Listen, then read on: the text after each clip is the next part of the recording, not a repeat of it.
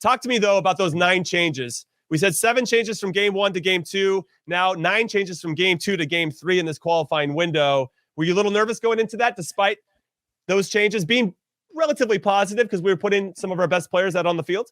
Yeah, I mean, first of all, I would love for everyone to just throw in their ratings, right? I gave a 7 against Jamaica. I lean closer to an 8 in the way the team played in this match. Still far from the quality that I think this specific team and these players have.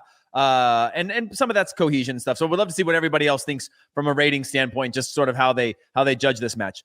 Now, those 9 changes had me nervous, but obviously excited because those 9 changes I trusted more than the 7 that we threw out. And it wasn't that the 7 players I didn't think couldn't get a result against Panama. I just thought the 7 together was a lot to go to Panama and get a result in terms of experience, personnel, style of play, backgrounds, international experience, club experience. All those things weighed together. It wasn't a knock on individuals. It was a knock on the group of players. Now, today, I thought it was a much better 9 changes. I go back to the first goal. Again, it was one back by Brendan Aronson, a guy who we talked about energy, winning that ball back. Then it goes back 2 passes back to Zach Steffen. I talked about this in real time, that it was 13 passes leading up to the goal. And I think there's a real confidence to that of being able to play through pressure, not panicking, not thinking, oh my gosh, we're under this press. We need to lump it long.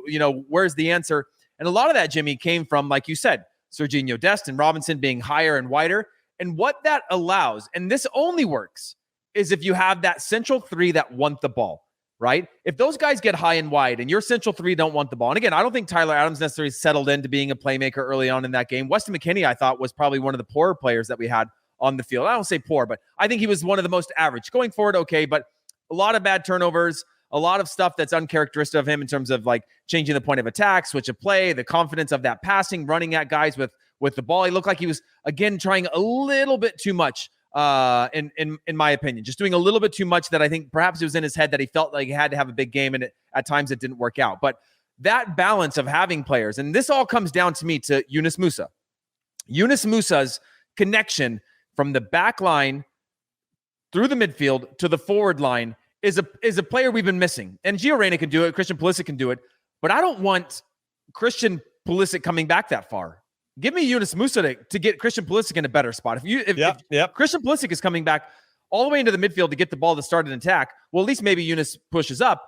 But it's not an effective thing. And now we've got a player like Musah who gets into those half spaces. He wants the ball. He just looks so confident. And again, I'm talking about Tyler Adams having a good game because of his energy and his transition play. I'm talking about Weston McKennie having an average game, but it doesn't matter when you have when you have all the players around him having good games and lift him up. Because I don't need Weston McKennie to be a star. I don't. I need him to be the player that he is most of the time. A workhorse. The game is predictable for him. He puts in a shift. I want him to get his confidence back because it does look like it's missing still a little bit on some level. But then, go ahead. Yeah, sorry. go ahead. No, and I'm sorry, I didn't mean to interrupt your flow, and we're gonna get. I needed it interrupted. Well, Bob Alex makes a good comment. We only have 2 games in the next international window, and I only want the best 11, please. And so I wanted to tie that into a little bit of Weston McKennie. I'll start there.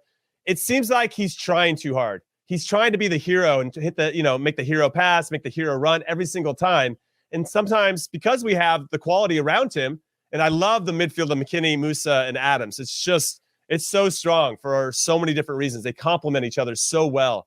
And I love that they don't really duplicate. Like we put a Costa in, he kind of duplicates what Adams does. We put in maybe Leggett, he might be better as a winger. He might not connect in the same way. He doesn't run through the lines like Musah does.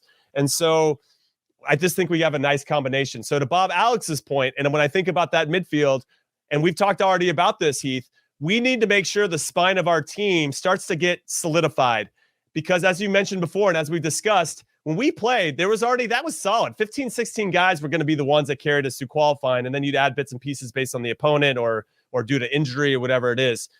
It feels like our player pool is almost too big. So I'm very curious to see in this next window, with Mexico included in this one, who we're going to roll out. And I hope that it's relatively the same team in both games, that we'll maybe make 1 or 2 changes, but outside of that, we got to start really whittling it down to your phrase from a couple of podcasts ago of getting to our team that we're really going to count on because we need to build that rapport. I need to see more McKennie, Musah, Adams, not less of it. Yeah, I will say this. Brendan Aronson didn't have a great game in the way that I've seen him in the past. Right. But his energy, I cannot imagine this team starting a game without that. When I look at the way he presses, when I look at the way Ricardo Pepi presses, and you can judge Brendan Aronson on his attack prowess today and some of his touches and perhaps some of his combination play, which wasn't spot on. But overall, that energy, I don't see how you can take him off and put Gio Reyna in his spot right now. Now, maybe you put him on the other side or you make some changes. I just don't see how he cannot be a starter in the next round.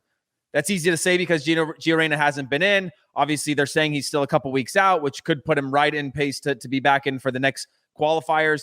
Gio Reyna is obviously a world-class youngster in terms of what he's capable of and the potential that he has. But the way in which this team is good, and I saw the press. It's the first time I've seen this press, by the way, look like it was joined up. There was a couple times where I was like, oh, wow, it's just one guy goes and then he drops back in. The next guy goes, he drops back in. And then there were times where I was like, oh, man, these guys are swarming. And some of that was attitude. Some of that was, again, that cohesion of like seeing the cue and understanding, okay, whatever Gregg has said, whether it's the square pass, whether it's the back pass that we step up, step out, and wait for that next one to trigger, it was working today. And so when I look at these situations, I want to give you real quick the players that I thought didn't prove to be a sure starter in the next game. Ooh, do tell. I'm curious. I think Miles Robinson was the first time I've seen him a little vulnerable in terms of confidence on the ball. I also think this was the biggest task he's had in terms of the pressure of the game.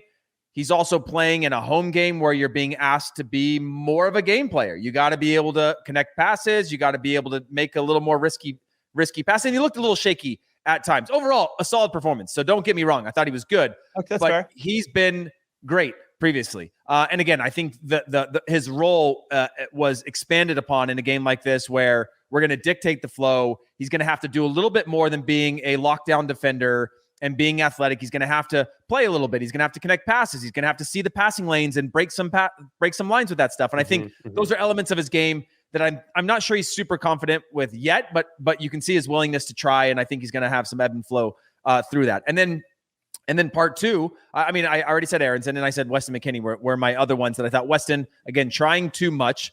But on a day like this, I love it because Yunus Musa was trying too much, but he's got this confidence where I'm like, oh, keep on trying too much, man. I'm for that because you're going to do something that leads to something greater. And the other thing I will say from this game in terms of the buildup was the willingness to just play the ball up, get it back. Now you're facing the game and not have to complicate it, I think was working, right? That combination, that triangulation in the midfield, the connection between the midfield and the front line where up, back, and out is such a simple thing. We've complicated the game so much nowadays in terms of how we need to build up and how we need to play.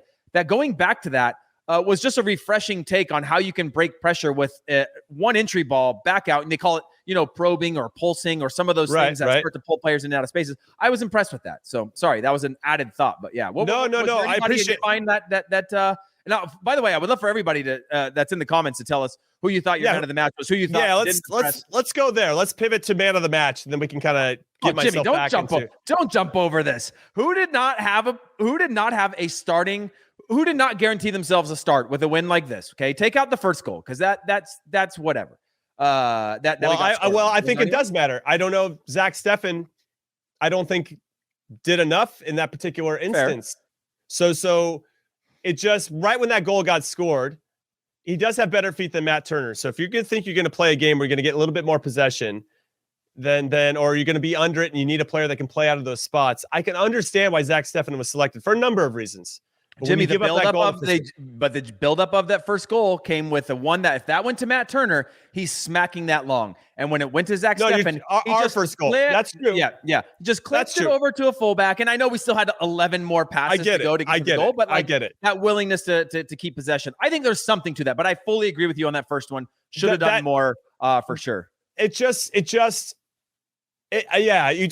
want him to go in there and lock it down. And I think there's still room for a conversation that it's still wide open as to, and maybe even Matt Turner's still ahead of him. Totally valid. Frankly. I agree with okay, so that would be one player. Dest, obviously, if we're going to, I'll bring in my man of the match. I'll go player by player. Man of the match performance, it goes to Serginho Dest. Not only because of his banger of a goal, by the way, which was world class. And I think what I love about Serginho Dest is he gives you glimpses of this world class ability every single game. It's just can he maintain that for 90 minutes? Can he do that on the defensive side of the ball? Because there's going to be times, and we've seen it at World Cups in the past, when we're going up against a bigger country and we don't have a lot of the ball. And he becomes less effective. If Sergiño Dest isn't on the ball and we're defending the whole time, is Sergiño Dest even out there? He's a little bit of a ghost defensively. His impact isn't the same. But for tonight, massive. And it was such a clutch gene move there. So it feels like, I don't know if anybody else has locked it up, though. It's not like Shaq Moore's is locked it up. But I've never thought about it this way with Sergiño Dest. But when it got to the 60th minute and we were winning, right? And by the way, his second pass that went to... What a tweet, by the way. I just want to give a shout out to my tweet. Oh, yeah. Oh, wow. No more Sergiño Dest slander on my timeline ever again. Please and thank you. By the way, if you're listening to this on... I was emotionally tweeting this, by the way. Yeah, if you may be listening to this in audio only, but Jimmy, I think, just has put a paid ad up on this show where he gets to post his tweets of what he said. No more Sergiño Dest slander. Jimmy, I will say, the second pass that he made look so easy to go to Tim Weah for that hit. The pace on it looks so easy, but it's not. To guide a guy like that, to put him right in stride where he's just having to hit it, when you're on the move, it just shows the quality that he has as a playmaker. And the point I was trying to get with this is when it got to around the 60th minute, I started to get the itch, Jimmy. I started to get the whole, is Sergiño, isn't it time for him to maybe go to the sideline? He's done his job. He's the late runner. He's the initiation in our attack. He does all these things fantastically, but we know that we might give up a half chance. And we know that he's a liability defensively. And I was like, I've never thought about a fullback being a 60-minute kind of guy, right? Usually your back line, maybe you put in one circumstantially when you need to lock down a game or when you need a goal, you take one out and you put a more attacking-minded player on the field.